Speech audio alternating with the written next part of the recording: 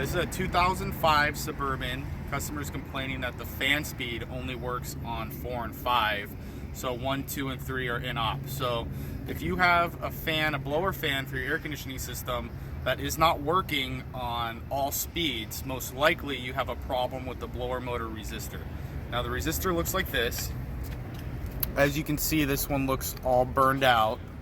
You can see the corrosion, and you can see that the resistor's cracked really bad. And on the other side, you can see the corrosion inside the connector. Now the new one looks like this. You can see that there's no corrosion on it, no rust.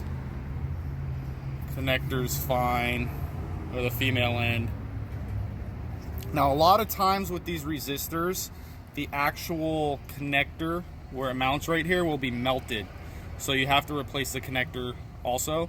They sell a kit that comes with the connector and the resistor, and if you look inside the car, you'll see that this connector has already been replaced because it has the black and white cables.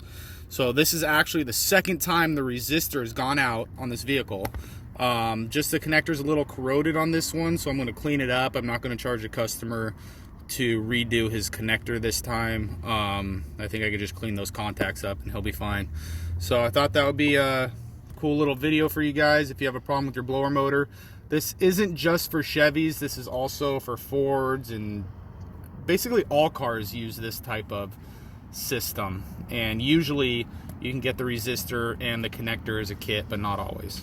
So thought that'd be helpful.